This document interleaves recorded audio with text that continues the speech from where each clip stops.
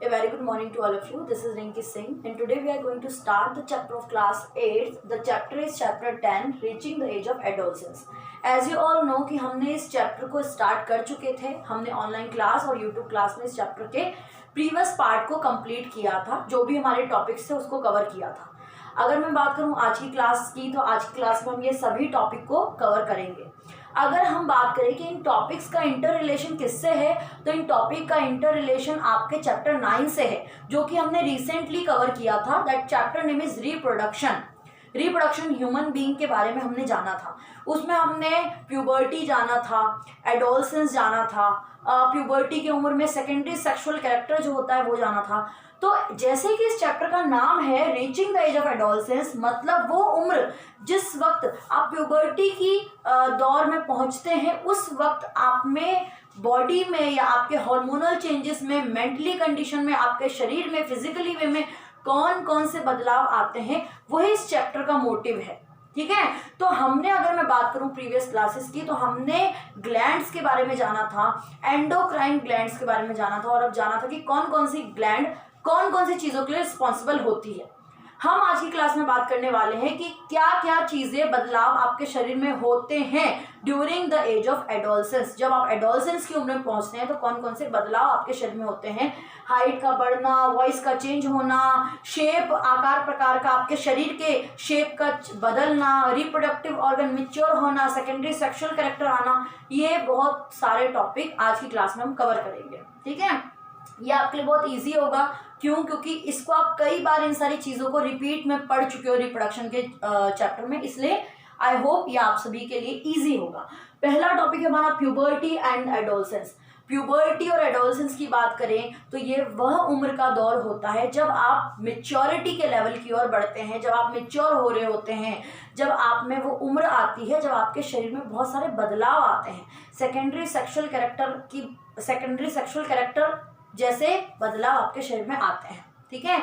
ये वो उम्र है जब आपके शरीर में, अगर बहुत ही साधारण शब्दों में, शॉर्ट टर्म में कहें, ज़्यादा कॉम्प्लिकेशन लेते हुए ना कहें, तो ये वह उम्र का दौर होता है प्यूबर्टी या एडोलसेंस जब आपके शरीर में हार्मोनल, फिजिकली वे में बहुत सारे बदलाव देखने को मिलते हैं. वो आपके सेकेंडरी सेक्सुअल या आपका प्यूबर्टी या एडोलसेंस की उम्र कहलाती है. और ये सारे जो चेंजेस हैं इनको सेकेंडरी सेक्सुअल कैरेक्टर बोलते हैं, जिसको हम डिटेल में पढ़ने वाले हैं. ठीक है. अब बात करें चेंज एट प्यूबर्टी.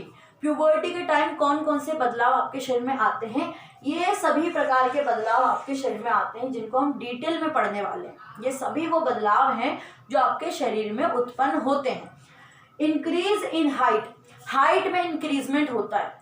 देखो, मैंने जब रिप्रोडक्शन का चैप्टर आपको पढ़ाया था तो मैंने एक चीज बताई थी कि अगर बात करें कि मेच्योरिटी की लेवल की, वो कब से कहाँ से लेकर कहाँ तक की उम्र तक होता है, एडोलसेंस या प्यूबर्टी कहाँ से कहाँ तक होती है, तो मैंने आपको बताया था 10 से लेकर 19 साल की उम्र, या 11 से 19 साल की उम्र, या 18 तक, या वन वर्ड में कहें तो 10 से 19 साल की उम्र जो होती है, जो प्यूबर्टी एडोलसेंस की एज होती है. ठीक है.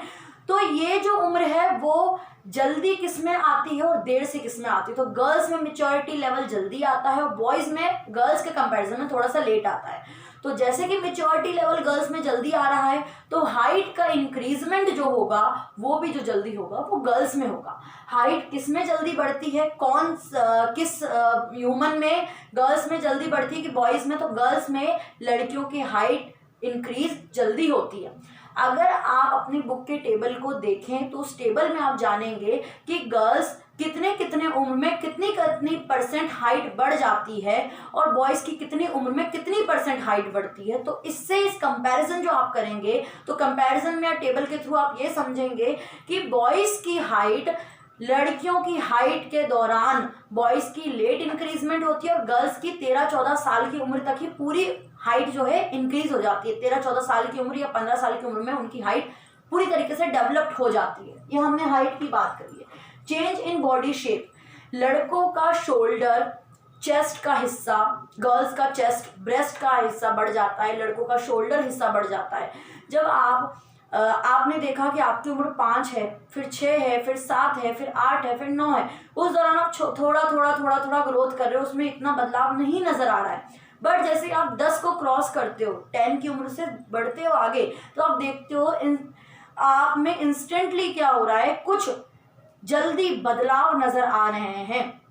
उस टाइम जो शारीरिक बदलाव होता है, शरीर में जो बदलाव आ रहा है, तो increment of height and increment of larger of the chest area and larger enlargement of the shoulder area. तो लड़कों में शोल्डर का एरिया, ये कंधा बड़ा होने लगता है, और लड़कियों में ब्रेस्ट का एरिया बड़ा होने लगता है। ये हमारा बॉडी शेप में होता है। आप अपनी बुक्स, आपकी ना बुक्स के जो कंटेंट है उन्हीं के हिसाब से ये पढ़ाया जा रहा है, तो कंफ्यूजन मत रखना। एक बार उस टॉपिक्स को भी रीड करोगे तो आपको ये सारे टॉपिक और आसानी से समझ में आएगा।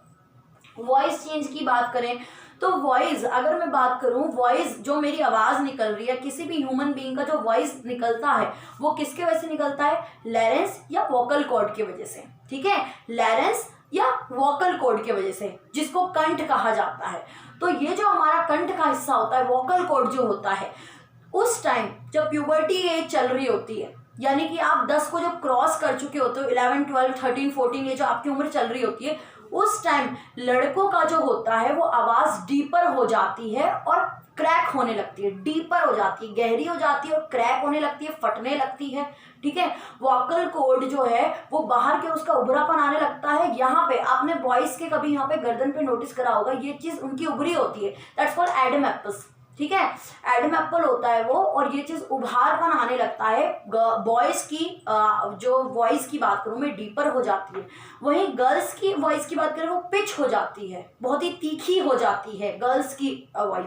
लेकिन गर्ल्स में ये चीज़ उभरापन नहीं दिखता, क्योंकि गर्ल्स का वोकल कॉर्ड बड़ा नहीं होता कंपैरिजन टू बॉय। बॉय का वोकल कॉर्ड जो होता है वो बड़ा होता है, डीपर वॉइस हो जाती है। ठीक है, ये हमने बात करी वॉइस के चेंजेस की। अब बात करते हैं increase activity of the sweat and the sebaceous gland.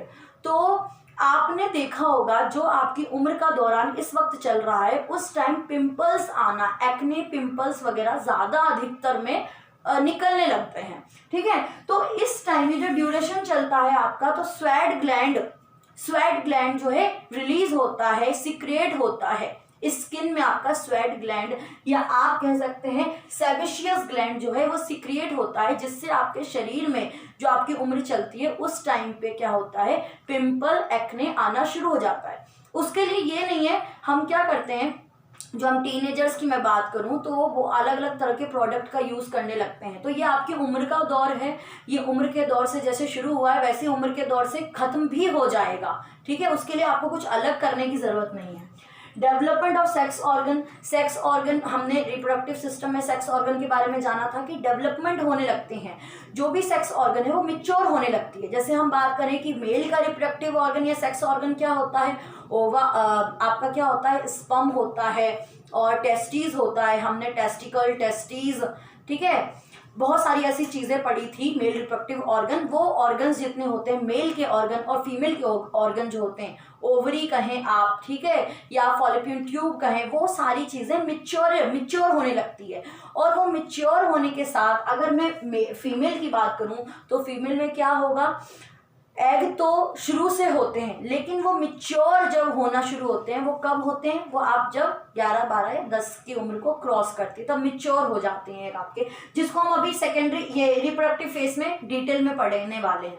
उसके बाद reaching the mental, intellectual and the emotional, इस टाइम आपके शरीर में अधिक प्रकार के बदलाव आपको नजर आते हैं। जैसे कि यही एक कैपेबिलिटी होती है, यही एक दौर होता है जब आप चीज़ों को अच्छी तरीके से कैच कर पाते हैं। अगर मैं एग्जांपल दूं कि अभी अगर सपोज कीजिए एक व्यक्ति है जिसने अपनी पढ़ाई 10वीं के बाद छोड़ दी और उसकी उम्र 40 साल है या 35 साल है और वो 12वीं करना चाहता है, तो उसमें वो इच्छा या वो जागरूकता नहीं होगी कि उस चीज़ को दोबारा, वो जो प्रीवियस जितना उसका रह चुका है काल, उसको दोबारा उसको कैच करे, क्योंकि उस टाइम पे उसकी ज़िंदगी बहुत बदल चुकी है, ड्यूटी है, रिस्पॉन्सिबिलिटी है, बहुत कुछ है।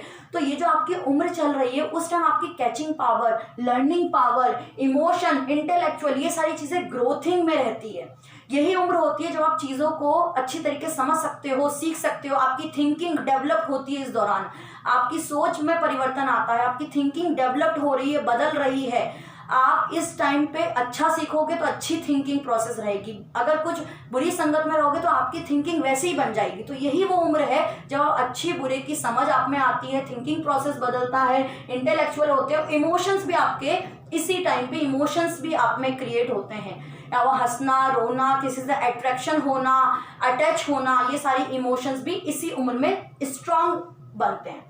सेकेंडरी सेक्सुअल कैरेक्टर की बात करें तो ये, अगर मैं बात करूं सेकेंडरी सेक्सुअल कैरेक्टर, तो ये कई बार ये लाइन जो है रिप्रोडक्शन में भी रिपीट हुई है, कई बार रिपीट हुई है। Secondary sexual character in male, secondary sexual character in female, दोनों में सेकेंडरी सेक्सुअल कैरेक्टर अलग अलग होते हैं। कुछ कुछ जो बिल्कुल सिमिलर होते हैं वो होता है कि अंदरूनी हिस्सों में प्यूबिक हेयर का आना, ठीक है, प्यूबिक हेयर का आना, ये बॉयज और गर्ल्स में दोनों में सिमिलर होता है। एक्ने या पिंपल का आना, ये बॉयज में भी होता है और गर्ल्स में भी होता है, पिंपल्स और आते हैं। और increase in height, enlargement of breast, enlargement off shoulders, ये सारी चीजें जो होती है बॉयज और गर्ल्स में सिमिलर होती है। बट कुछ चीजें जो होती है सेकेंडरी सेक्सुअल कैरेक्टर के अंदर वो गर्ल्स में अलग होती है और बॉयज में अलग होती है। अगर मैं गर्ल्स की बात करूं तो गर्ल्स में मेंस्ट्रुअल साइकिल स्टार्ट हो जाता है, ठीक है, ओवा मैच्योर होने लगता है, रिप्रोडक्टिव ऑर्गन्स मैच्योर हो जाते हैं। बॉयज में भी आपका रिप्रोडक्टिव ऑर्गन्स जो होते हैं वो मैच्योर होने लगते हैं। सेकेंडरी सेक्सुअल कैरेक्टर क्या है, ये जितने भी कैरेक्टर्स हैं जो भी आपके शरीर में शारीरिक तौर पे या हार्मोनल तौर पे जो भी बदलाव आ रहे हैं, that's all called the secondary sexual character. तो इसको क्या कहते हैं, सेकेंडरी सेक्सुअल कैरेक्टर कहते हैं, जो कि हमने कई बार रिपीट में पढ़ा है। अब बात करें reproductive phase of the life in the human, एक फेज आता है रिप्रोडक्टिव। अच्छा, एक और चीज कि हमने जो पढ़ा था जिसके अंदर हमने जाना रिप्रोडक्टिव फेज या रिप्रोडक्शन के लिए कैपेबल हो जाते हैं अगर जब आप मेच्योरिटी की लेवल पर आ चुके हो, मतलब आप टीनेजर्स हो चुके हो, उस टाइम वो फेज आया है जब आप रिप्रोडक्शन करने के लिए कैपेबल हो सकते हैं। अब बात करते हैं reproductive phase of the life in human. Reproductive phase आता है जब आप मैच्योर हो चुके हैं, रिप्रोडक्शन कर सकते हैं। तो उस दौरान क्या हो रहा है, हमने जाना था प्रीवियस क्लासेस में कि एक हार्मोन रिलीज होता है। क्या होता है, गर्ल्स में क्या हो रहा है बेटा, गर्ल्स में एस्ट्रोजन रिलीज होता है जो कि ओवरी से रिलीज होता है। ओवरी, गर्ल्स के अंदर ओवरी होती है, ओवरी से एक हार्मोन रिलीज होता है, उस हार्मोन को बोलते हैं एस्ट्रोजन। और एस्ट्रोजन किसके लिए रिस्पॉन्सिबल होता है, सेकेंडरी सेक्सुअल कैरेक्टर के लिए। और सेकेंडरी सेक्सुअल कैरेक्टर में रिप्रोडक्टिव मैच्योरेशन भी आती है, मतलब आपके रिप्रोडक्शन के जो जितने भी रिप्रोडक्टिव ऑर्गन है वो मैच्योर हो चुके हैं। अगर मैं बात करूं कि ओवरी का जो स्ट्रक्चर, रिप्रोडक्टिव ऑर्गन तो आपके बचपन से ही होता है, फीमेल में मेल में दोनों में बचपन से होता है, लेकिन जो मैच्योरेशन जो आती है वो कब आती है, जब आप प्यूबर्टी के एज में पहुंचते हो तब वो मैच्योरिटी आ जाती है कि रिप्रोडक्टिव ऑर्गन मैच्योर हो जाते हैं। जैसे कि अगर मैं फीमेल का रिप्रोडक्टिव ऑर्गन इस तरीके से अगर बनाऊं तो आपने देखा है कि फीमेल में जो होता है वो एग जो है वो बचपन से है, मैंने आपको बताया था ये एग बचपन से है। लेकिन जब आप मैच्योरिटी के लेवल पे पहुंच रहे हो, जब आप मैच्योर हो रहे हो, अडल्टनेस आ रही है, आप में अडल्ट हो रहे हो, उस टाइम पे एक गर्ल्स में यहाँ से एक ओवा निकलेगा। पहले नहीं मैच्योर हो रहा था ओवा, पहले ओवा वैसा ही था, इसी के अंदर था, बट जब आप मैच्योरिटी के लेवल पर आए हो उस टाइम ये ओवा रिलीज होता है, ठीक है। एवरी मंथ एक ओवा जो है वो रिलीज होता है, जो कि मंथ में कितना होता है आपका 30 to 28 डेज में एक ओवा रिलीज होता है। इसको मेंस्ट्रुएशन साइकिल कहते हैं, ये मेंस्ट्रुएशन कहलाता है। अब रिप्रोडक्टिव फेज में होगा क्या, देखो पहले तो मैं आपको बता दूं कि आपके दो फेजेस होते हैं, एक मेनार्के कहलाता है, एक मेनोपोज कहलाता है। मेनार्के वो उम्र होती है जब आप रिप्रोडक्शन कर पाने की उम्र में आते हैं, ठीक है, मेनार्के। फिर मेनोपोज वो होता है जब आप रिप्रोडक्शन नहीं कर सकते, मतलब ये एग रिलीज नहीं होगा। पहला मेनार्के जब आप रिप्रोडक्शन कर सकते हो, जब ये रेगुलर एग जो है वो रिलीज हो रहा है हर मंथ, वो मेनार्के कहलाएगा। और जो आपकी 45 से 50 साल की उम्र होती है एक लड़की में, या आप कहें 40 से 45 साल की उम्र होती है, उस टाइम अगर वो इंटरकोर्स भी करती है तो उस टाइम एक रिप्रोडक्शन या एक बेबी उत्पन्न नहीं हो सकता, क्योंकि वो मेनोपोज की उम्र आ चुका है। मेनोपोज क्या है, जब आपकी कैपेबिलिटी खत्म हो चुकी है रिप्रोडक्शन करने की, अब आप बच्चा पैदा नहीं कर सकते, तो वो आपका मेनोपोज कहलाता है। जब आप कैपेबल बन रहे हो वो आपका कहलाता है मेनार्के कहलाता है। ये दो वर्ड को क्लियर रखना अपने दिमाग में। अब होता क्या है कि अभी हम जो ये फेज पढ़ रहे हैं, फेज क्या, reproductive phase in human life. Reproductive phase आता है जिसमें हम रिप्रोडक्शन कर पाते हैं, कैपेबल हो पाते हैं कि हम रिप्रोडक्शन करें। तो उस टाइम क्या हो रहा है बेटा कि एक एग, ये जो एग है वो एवरी मंथ एग जो है वो इसको क्या बोलते हैं, फैलोपियन ट्यूब बोलते हैं। तो फैलोपियन ट्यूब से निकलता है और फिर वो रिलीज होता है। इस दौरान अगर, ये मैं क्लास में, आपकी जो क्लास रही थी उसमें भी समझाया था मैंने, अगर इंटरकोर्स होता है और स्पर्म का हिस्सा यहाँ पर आता है तो क्या हो जाएगा, ये दोनों जब जुड़ाव होंगे, यानी कि ये एग और यहाँ फैलोपियन ट्यूब में होता है एग और स्पर्म, एग और मेल का स्पर्म जब आपस में जुड़ जाएंगे तो यहाँ से ब्लीडिंग नहीं होगी, शेड ऑफ नहीं होगा, क्योंकि वो यहाँ पर जाइगोट बन जाएगा। जाइगोट बताया था, द सिंगल सेल, जो सिंगल सेल, जो बच्चे का पहला सेल होता है उसको जाइगोट बोलते हैं। तो अगर देखो मेंस्ट्रुएशन क्या है कि एक एग हर मंथ रिलीज हो रहा है और वो शेड ऑफ हो जाता है तो आपका मेंस्ट्रुएशन कहलाता है। अगर मेंस्ट्रुएशन नहीं हुआ है तो इस केस में क्या होगा कि स्पर्म और ओवम फ्यूज हो गए, दोनों आपस में फ्यूजन हो गया, जाइगोट बन गया। उस केस में मेंस्ट्रुएशन साइकिल रुक जाएगी, मेंस्ट्रुएशन नहीं होगा उस मंथ। ठीक है, तो इसके साथ आपकी क्लास कवर होती है। इतने टॉपिक हमने कवर कर लिए हैं। आई होप आपको ये टॉपिक्स क्लियर होंगे। अगर कोई डाउट होता है तो हम नेक्स्ट क्लास में या ऑनलाइन क्लास में उनको कवर करेंगे। I hope it's clear. If you like this video so like, subscribe and share.